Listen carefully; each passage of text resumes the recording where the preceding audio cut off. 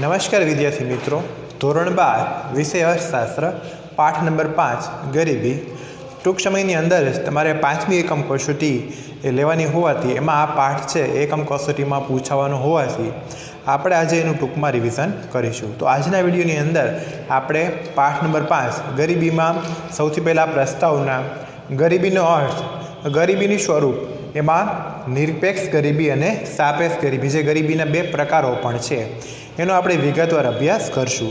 तो विद्यार्थी मित्रों, तमे तमारा चोपड़ीना पेज नंबर 47 पर खास ध्यान आपो। एमां पहेला सौथी पहेला प्रस्तावना जोईए आपणे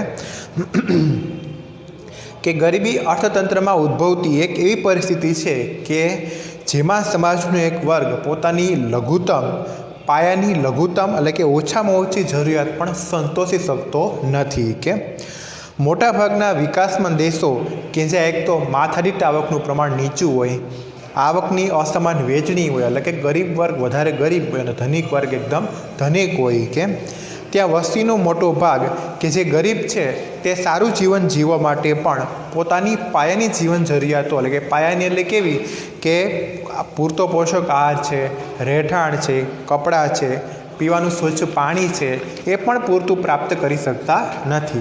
तो बीजी बाजु जे धनिक वर्ग छे ए अने साधन संपन्न वर्ग छे ए आवकने ऊंचुं धोरण साथे सारुं एवुं ऊंचुं जीवन धोरण पण जीवता होय छे अने आवी असमानताने कारणे समाजनी अंदर असंतोष, अशांति, ईश्वरीय भाव तेमज वर्ग विग्रह जेवी परिस्थिति आपणे जोवा मळे छे। के मानव विकास अहेवाल मुजब 1997 मुजब आर्थिक विकास ए आपणुं साधन छे अने मानव विकास ए आपणो ध्येय छे। आथी आर्थिक विकास साथे गरीबीमां पण झड़पी घटाडो थाय ए आपणा माटे आशावाद छे। जो समाजनी आवकनी वेचणी छे असमान रूप ज्यां सुधी समान रूप धारण नहीं करे एटले के आवकनी वेचणी असमान हशे त्यां सुधी गरीब वर्ग छे गरीब बनतो ज रहेशे अने गरीबीमां घटाडो थशे नहीं। आयोजन काल दरमियान गरीबी नाबूदी माटे घणा बधा प्रयत्न थया ने एमांय खास करीने पंचवर्षीय जे 5मी पंचवर्षीय योजना छे एमां पण प्रयत्न कर्या छतां आपणो जे लक्ष्यांश छे ए मुजब आपणे गरीबीमां घटाडो करी शक्या नथी। तो हवे आपणे जोईए गरीबीनो अर्थ। एनी अंदरथी पण बे गरीबीनो अर्थ छे ए पण पूछाय परीक्षानी अंदर अने एनी अंदरथी पण बे शॉर्ट नोट खास गरीबीनो आधुनिक अभिगम अने गरीबीनो आवक अभिगम एटले के परंपरागत अर्थ अभिगम अने गरीबीनो आधुनिक अभिगम एटले के बिन आवक अभिगम ए बे शॉर्ट नोट तरीके पण खास पूछाई शके छे, टूंक नोट तरीके पण पूछाई शके छे। तो खास ध्यान आपो। गरीबीनो अर्थ पेज नंबर 48 पर कि ज्यारे समाजनो एक मोटो वर्ग पोतानी पायानी लघुत्तम जीवन जरूरियातोने संतोषी शकतो नथी ते परिस्थितिने तो गरीबी ज कहेवाय छे। के जो समाजनो आ मोटो वर्ग न्यूनतम जीवन धोरण एटले के जे साव मिनिमम जे वस्तु आपणे जोईए छे ए जीवन धोरणथी पण नीचुं जीवन धोरण जीवतो होय तो समाजमां खरेखर व्यापक गरीबी छे एम आपणे कही शकीए। के विश्वमां मोटा भागना देशोमां गरीबीनुं अर्थघटन करवाना हजी पण प्रयासों थया छे, परंतु गरीबी एक सापेक्ष ख्याल होवाथी तेनो अर्थ समय, स्थळ अने समाज बदलातो रहे छे। सापेक्ष एटले के तुलना करवी। के गरीबी माटेना मोटा भागना अर्थघटनोमां समाजनो एक सरेराश जीवन स्तरने ध्यानमां लई समाजमां वर्तमान असमानताओने दर्शाववामां आवे छे। एमां विकसित अने विकासशील देशोने गरीबीने नक्की करता धोरणमां घणो तफावत जोवा मळे। એટલે કે એવું નથી કે વિકસિત દેશોની અંદર પણ ગરીબી ઉદ્ભવતી ન હોય, એ દેશોની અંદર પણ ગરીબી ઉદ્ભવતી હોય, એનો ખ્યાલ પણ અલગ હોય, એને પણ અલગ રીતે દર્શાવવામાં આવતું હોય અને વિકાસશીલ દેશો છે એમાં પણ ગરીબી ઉદ્ભવતી હોય એને પણ અલગ રીતે દર્શાવવામાં આવતું હોય। તો અહીં અલગ અલગ અર્થઘટનને આપણે બે વિભાગમાં વહેંચ્યું છે, જેમાં પહેલો છે ગરીબીનો આવક અભિગમ એટલે કે પરંપરાગત અભિગમ અને બીજો છે બિન આવક અભિગમ એટલે કે ગરીબીનો આધુનિક અભિગમ। આ બે મોસ્ટ ઇમ્પોર્ટન્ટ છે। હવે આવક અભિગમમાં શું કહેવાય કે આવક અભિગમ મુજબ જીવન જરૂરી ચીજ વસ્તુઓ અને સેવાઓને ખરીદવા માટે નક્કી કરવામાં આવેલ આવક અને ખર્ચની જે લઘુત્તમ સપાટી છે એટલે કે ગરીબી રેખા કે તમારે જીવન અને ચીજવસ્તુઓ જીવન જરૂરી ચીજવસ્તુઓ અને સેવાઓ ખરીદવા માટે જે નક્કી કરવામાં આવેલ છે આવક અને ખર્ચની જે લઘુત્તમ સપાટી છે કે તમારે આટલો તો તમારી પાસે આવક હોવી જોઈએ ને આટલો ખર્ચ તમે કરી શકો છો. એની જે મિનિમમ સપાટી છે એને ગરીબી રેખા કહેવાય. જો આ ગરીબી રેખાનો એક માર્કનો પ્રશ્ન પણ થયો કહેવાય. તો આ ગરીબી રેખા છે અને આ ગરીબી રેખા દ્વારા નક્કી થયેલ આવક કે ખર્ચની લઘુત્તમ સપાટીથી પણ ઓછી આવક ધરાવનાર અને ખર્ચ કરનાર વ્યક્તિ વધારે ગરીબ કહેવાય. કે જે સપાટી નક્કી કરી છે એ સપાટીથી પણ ઓછું આવક કે ખર્ચ જે કરનાર વ્યક્તિ છે એને પણ ગરીબ કહેવાય. કે આમ આ અર્થઘટન અનુસાર ગરીબી એક અભાવની સ્થિતિ છે. કે ભારતમાં ગરીબી રેખા માટે જરૂરી ચોક્કસ ન્યૂનતમ એટલે કે ઓછામાં ઓછી કેલરી પ્રાપ્ત કરવા માટે જરૂરી તમારા ખોરાક પાછળ થતા લઘુત્તમ વપરાશી ખર્ચને ધ્યાનમાં લેવામાં આવે છે. કે તમે તમારે જેટલો ખોરાક જોઈએ છે એટલે તમે ખોરાક લઈ શકો છો કે નહીં, એ સ્થિતિને એની પાછળ તમે ખર્ચ કરી શકો છો કે કેમ, એટલું કમાવો છો કે કેમ, એની સ્થિતિ દર્શાવે છે. કે પરંતુ આ જે અભિગમ છે ને પરંપરાગત, એમાં મોટી મર્યાદા એ છે કે એમાં ફક્ત ખોરાક અને ભૂખમારાની સ્થિતિને ધ્યાનમાં લે છે. એમાં ચોખ્ખું કીધું છે કે ખોરાક તમે જેટલો તમારે જોઈતો હોય એટલો તમે મેળવી શકો છો કે કેમ, અથવા એની પાછળ તમે જે આવક પ્રાપ્ત કરી શકો છો અથવા એની પાછળ જે ખર્ચ કરી શકો છો કે કેમ, એ દર્શાવે છે. તો એ ખોરાક છે એની ભૂખમરાની સ્થિતિ દર્શાવે છે. ખરેખર ગરીબી ખાલી ભૂખમર જ નથી, એ સિવાય પણ એ બધી વસ્તુ આપણી પાસે ન હોય તો એ પણ આપણે ગરીબ કહેવાય. કે ખાલી તમારી પાસે ખોરાક નથી એટલે તમે ગરીબી કહેવાઓ, એ વ્યાજબી નથી. તો ખરેખર એ ભૂખમરાની સ્થિતિ નથી. કે લઘુત્તમ સરેરાશ જીવન ધોરણના ખ્યાલમાં ખોરાક ઉપરાંત અન્ય બાબતો જેમ કે કપડાં છે, રહેઠાણ, શિક્ષણ, આરોગ્ય, પીવાનું ચોખ્ખું પાણી, બરાબર, આ બધી પાયાની સગવડોને પણ ધ્યાનમાં લીધેલું છે. એટલે જ એને ગરીબીને આધુનિક અભિગમ તરીકે બિન આવક ગરીબીનો ખ્યાલ વધુ મહત્ત્વનો છે. એટલે ટૂંકમાં એમ કહે છે કે આવક અભિગમ છે ને પરંપરાગત, એમાં ખોરાકને જ પ્રાધાન્ય આપવામાં આવે છે. કે તમે જેટલો ખોરાક જોઈતો હોય એટલે ખોરાકની પાછળ તમે એટલી આવક અને મેળવી શકો છો કે ખર્ચ એની પાછળ કરી શકો છો. જો ન કરી શકતા હોય, ન મેળવી શકતા હોય તો તમે ગરીબ છો. પણ ખરેખર એ સાચું કહેવાય નહીં, કારણ કે એ ખાલી ખોરાકની અને ભૂખમરાની સ્થિતિ દર્શાવે. ગરીબી ખાલી એક ભૂખમરો નથી. કે એ સિવાયના અનેક પરિબળો છે જેમાં રહેઠાણ, શિક્ષણ, આરોગ્ય, પીવાનું ચોખ્ખું પાણી, આ પાયાની સુવિધા પણ તમને એની સાથે સાથે ખોરાકની સાથે ન મળતી હોય તો પણ તમે ગરીબ કહેવાઓ. એ બિન આવક અભિગમ એટલે કે આધુનિક અભિગમમાં કહેવામાં આવ્યું છે. કે આધુનિક અર્થશાસ્ત્રીના મતે આવક ગરીબી તે ગરીબીનું એક મહત્ત્વનું પાસું છે, પરંતુ તે માનવ જીવનના એક નાના હિસ્સાનો જ ખ્યાલ આપે છે. કે કાર્ય કરવાની તથા પસંદગી માટેની જે સ્વતંત્રતા ધનિકો પાસે ઉપલબ્ધ હોય તે ગરીબોને ક્યારેય હોતી નથી. કે કારણ કે ધનિકો પાસે છે એ વધારે ધન ઉપલબ્ધ હોય એટલે કે કામ કરવાની પસંદગી અને એને પ્રાપ્ત થતી હોય છે. આ સંદર્ભમાં ગરીબીનો પૂરો ખ્યાલ મેળવવા માટે ફક્ત આવકના જ સંદર્ભમાં વિચાર ન કરતા અન્ય બાબતો જેમ કે જ્ઞાન છે, લાંબુ આયુષ્ય, રહેઠાણ, કપડાં, પીવાનું સ્વચ્છ પાણી, આ બધી બાબતો છે એને પણ ખરેખર આપણે ધ્યાનમાં લેવી જોઈએ. કે અને એના માટે જ આપણે ઘણા ખરા આંક છે, જીવનની ભૌતિક ગુણવત્તાનો આંક, તદુપરાંત માનવ વિકાસ આંક, આ બધા આંક છે એને પણ ખરેખર આપણે ધ્યાનમાં લીધેલા છે અને લેવા પણ જોઈએ. કે હવે આપણે જોઈએ ગરીબીનું સ્વરૂપ. એમાં ગરીબીના સ્વરૂપના આધારે ગરીબીને બે પ્રકારે પાડવામાં આવ્યા છે. એમાં નિરપેક્ષ ગરીબી અને સાપેક્ષ ગરીબી. તો સૌથી પહેલાં આપણે જોઈએ નિરપેક્ષ ગરીબી, કે જીવનની લઘુત્તમ જરૂરિયાતો સંતોષવા માટે જરૂરી ચીજ વસ્તુઓ અને સેવાઓ ખરીદવા માટે નક્કી કરવામાં આવેલ આવક કે ખર્ચની લઘુત્તમ સપાટી એટલે ગરીબી રેખા. એની વ્યાખ્યા થઈ, યાદ રાખજો. કેની? ગરીબી રેખાની વ્યાખ્યા થઈ. ગરીબી રેખાનો પ્રશ્ન પણ પૂછાઈ શકે કે જીવનની લઘુત્તમ જરૂરિયાતો સંતોષવા એટલે કે આપણા જીવનની અંદર જેટલી ઓછામાં ઓછી ખરેખર આટલી જરૂર છે એ જરૂરિયાત સંતોષવા, અને એ જરૂરિયાત સંતોષવા માટે આપણે ચીજ વસ્તુઓ અને સેવાઓ ખરીદવા માટે જે લઘુત્તમ આવક અને ખર્ચની જે સપાટી નક્કી કરી છે ને એ ગરીબી રેખા કહેવાય. અને આ ગરીબી રેખાથી તમે આવક અને ખર્ચ ધરાવતો હોય ને એને નિરપેક્ષ ગરીબી કહેવાય. હું એમ કહું કે આપણે મહિને ઓછામાં ઓછા આપણી જરૂરિયાત પૂરી કરવા માટે, પાયાની જરૂરિયાત પૂરી કરવા માટે, જીવવા માટે ₹5000ની આવક જરૂરી છે, અને એમાંથી આપણે ખર્ચ જે કરતા હોય એ આપણા માટે જરૂરી છે. પણ આપણે 5000 કરતાં પણ ઓછું કમાતા હોય તો આપણે શું કહેવાય? નિરપેક્ષ ગરીબ કહેવાય. નિરપેક્ષ ગરીબ સંપૂર્ણ ગરીબ કહેવાય। આ નિરપેક્ષ ગરીબીના ખ્યાલથી અર્થતંત્રમાં ગરીબી રેખા હેઠળ જીવતા ચોક્કસ વર્ગને પણ નક્કી કરી શકાય છે। હવે ગરીબી રેખાનો ખ્યાલ આપણને આપેલો છે। ગરીબી રેખાના નિરપેક્ષનો અંદાજ મેળવવા માટે અનાજ, દાળ, દૂધ, માખણ વગેરેનું લઘુત્તમ ભૌતિક પ્રમાણ એટલે કે ઓછામાં ઓછું પ્રમાણ કે જે જીવન જીવવા માટે જરૂરી છે તેને પ્રાપ્ત કરવા માટે લઘુત્તમ માથાદીઠ વપરાશી ખર્ચને ગરીબી રેખા તરીકે ગણ્યું છે। એમાં ખાસ એમ કીધું છે કે Indian council of medical research દ્વારા ખાસ કહેવામાં આવ્યું છે કે ગામડાની અંદર રહેતો વ્યક્તિ છે એ દૈનિક 2400 કેલરી અને શહેરની અંદર રહેતો વ્યક્તિ છે દૈનિક 2100 કેલરી એને નક્કી કરવામાં આવે એટલે કે એને દૈનિક એટલે કે દિવસની અંદર જે કાંઈ પણ એ મેળવે છે એમાંથી 2400 કેલરી એને પ્રાપ્ત થવી જોઈએ ગામડાની અંદર રહેતો વ્યક્તિ। શહેરની અંદર રહેતો વ્યક્તિ છે ને 2100 કેલરી એને મળવી જોઈએ અથવા એને મેળવવી જોઈએ।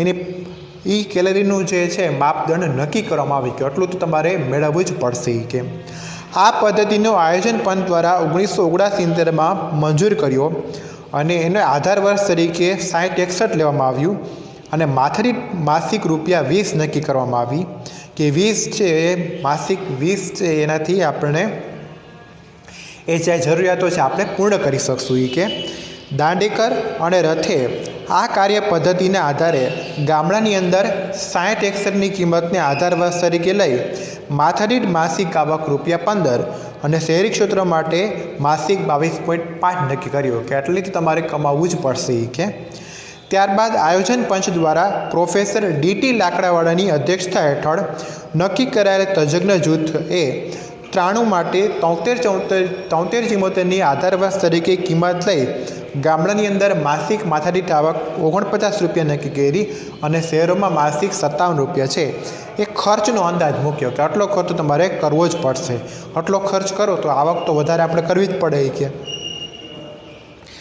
ગરીબી રેખાની ગણતરીની પદ્ધતિની એક મોટી મર્યાદા એ છે કે તેમાં ફક્ત કેલરી જ વપરાશને ધ્યાનમાં લે છે કે ખરેખર એ ભૂખમરાની સ્થિતિ નથી એ આર્થિક પરિસ્થિતિ પણ છે કે જ્યારે ભૂખ શું છે આપણી શારીરિક પરિસ્થિતિ છે એટલે ગરીબી રેખા શું બની જાય માત્ર ભૂખમરાની રેખા બની જાય કે કારણ કે ખાલી ખોરાક નથી મળતો એટલે ગરીબ નથી એ સિવાયની ઘણી બધી જે બાબતો છે એ પણ એને નથી મળતી કે ગરીબી રેખાના ખ્યાલને વધારે એક્ટિવ બનાવવા માટે વધારે ગતિશીલ બનાવવા માટે જીવનની ગુણવત્તાનું લઘુત્તમ સ્તર પણ નક્કી કરવું જોઈએ। એના માટે જરૂરી સગવડો જેમ કે પૌષ્ટિક રહેઠાણ, કપડાં, પીવાનું સ્વચ્છ પાણી, વીજળી બરાબર આ બધી બાબતનો સમાવેશ થવો જ જોઈએ કે આ સંદર્ભમાં ગરીબીના માપનની પદ્ધતિની પુનઃરચના કરવા માટે પ્રોફેસર સુરેશ તેંડુલકરની અધ્યક્ષતાવાળી સમિતિએ પોતાનો અહેવાલ 2009માં રજૂ કર્યો અને આ નવી ગરીબી રેખાની નીતિ એને અપનાવી અને એને કીધું કે કેલરીના વપરાશ માટે જરૂરી ખર્ચ ઉપરાંત એને શિક્ષણ અને સ્વાસ્થ્ય માટેનો ખર્ચ પણ સમાવવો જોઈએ। માત્ર ખાવા પીવાનો નહીં, કેલરીનો નહીં, પણ એ સિવાય શિક્ષણ અને સ્વાસ્થ્યનો પણ ખર્ચ છે એને ઉમેરવો જોઈએ। જે તમે માથાદીઠ માસિક ખર્ચને ધ્યાનમાં લ્યો છો જે અગાઉ કેટલા બધા મહાનુભાવે આપેલી છે એમાં એક જ્ઞાન, સ્વાસ્થ્યને પણ એ શિક્ષણને પણ ઉમેરો કરવો જોઈએ, એના ખર્ચને પણ ઉમેરો કરવો જોઈએ અને એટલે જ નવી પદ્ધતિ અનુસાર એને 2011-12માં માસિક માથાદીઠ વપરાશી ખર્ચ તરીકે ગામડાની અંદર ₹816 નક્કી કર્યો માથાદીઠ વપરાશી ખર્ચ કહે છે બરાબર છે અને શહેરી ક્ષેત્રો માટે 1000 ગરીબી રેખાના ખર્ચની આવક જે ખર્ચની જે સપાટી નક્કી કરી કે આટલો તો ખર્ચ એને જોશે જ કરવો જ પડશે આટલો ખર્ચ જોશે એટલે મતલબ કે આવક એના કરતાં વધારે કમાવી પડશે એ કે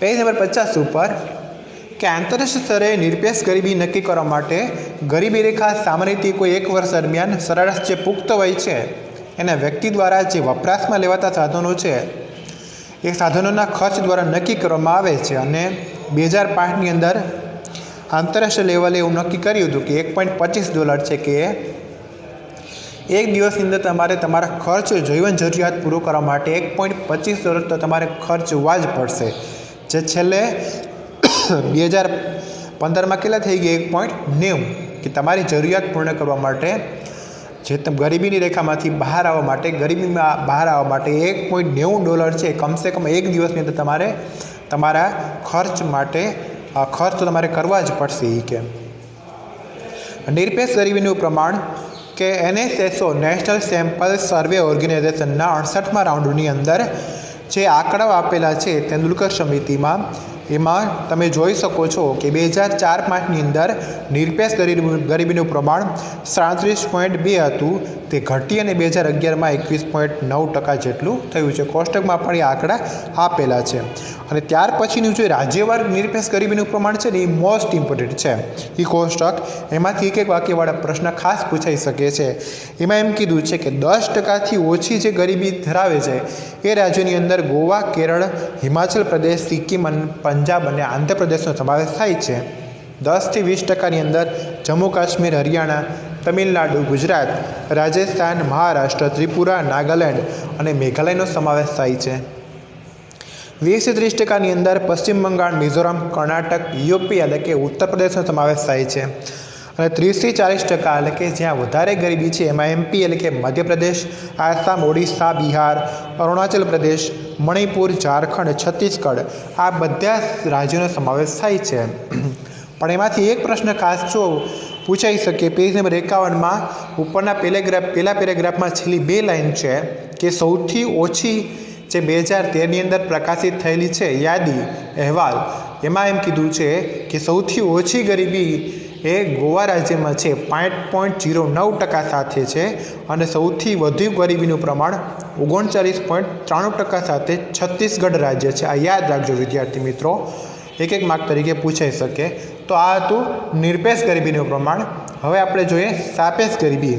સાપેક્ષ ગરીબી જોતાં પહેલાં આપણને ખ્યાલ આવવો જોઈએ સાપેક્ષ ગરીબી એટલે કે સાપેક્ષ એટલે કે તુલના કરવી. કે નિરપેક્ષ ગરીબીના ખ્યાલમાં પાયાની લઘુત્તમ જરૂરિયાતો સંતોષવા માટે જરૂરી લઘુત્તમ વપરાશી ખર્ચને ધ્યાનમાં લીધું હતું. પરંતુ સાપેક્ષમાં એવું નથી. સાપેક્ષમાં તો અલગ અલગ સમાજની અંદર વસતા અલગ અલગ વર્ગો છે એની વચ્ચે જે આવકની વહેંચણી, અસમાન વહેંચણી છે એને ધ્યાનમાં લેવામાં આવે છે. એટલે કે સામાન્ય રીતે દરેક અર્થતંત્રમાં આવકની વહેંચણીમાં અસમાનતા હોય જ છે. કે ત્યારે ઓછી આવકવાળો વર્ગ છે એ વધુ આવકવાળા વર્ગની તુલનાએ સાપેક્ષ ગરીબ કહેવાય. કે સાપેક્ષ ગરીબીના અભ્યાસ માટે સમાજના લોકોને અલગ અલગ આવક જૂથમાં એને શું કરવામાં આવે છે? વિભાજિત કરવામાં આવે છે. કે અને એના આધારે અલગ અલગ આવકના સ્તરો અને આવકની કક્ષા દર્શાવવામાં આવે છે. ભારતમાં પણ એવી દલીલ થઈ છે કે હવે આપણે ઝડપી વિકસતા રાષ્ટ્ર તરીકે ઉભરી આવીએ છીએ, તો આપણા દેશની અંદર પણ સાપેક્ષ ગરીબીનું માપદંડ સાપેક્ષ ગરીબી દ્વારા આપણે ગરીબીનું માપદંડ થવું જોઈએ. કે તમને વધારે સમજ આ ઉદાહરણ આપેલું છે કોષ્ટકમાં, એના પરથી ખ્યાલ આવશે કે જૂથ 1 છે એ 0 થી 30,000 આવક પ્રાપ્ત કરે છે. જૂથ 2 છે એ 30,000 થી 1 લાખ. જૂથ 3 છે 1 લાખથી 3 લાખ. જૂથ 4 છે 3 લાખથી 10 લાખ અને જૂથ 5 છે 10 લાખથી વધુની આવક પ્રાપ્ત કરે છે. એનો મતલબ એમ થાય છે કે જૂથ છે એ બેની સરખામણીમાં જૂથ 1 છે એ શું કહેવાશે? સાપેક્ષ ગરીબ કહેવાશે. કારણ કે સાપેક્ષનો મતલબ તુલના કરવી, સરખામણી કરવી, એનો મતલબ જ એવો થાય છે. કે અને 1 અને 2ની સરખામણીમાં 3 છે એ તમે જોઈ શકો છો કે જૂથ નંબર 3 છે એની આવક છે 2 અને 1ની સરખામણીમાં વધારે છે. તો 3ની સરખામણીમાં જૂથ નંબર 1 અને 2 વધારે ગરીબ કહેવાય. એવી રીતે 4 જોઈએ તો 1, 2 અને 3 જૂથ છે એ 4ની સરખામણીમાં વધારે ગરીબ કહેવાય.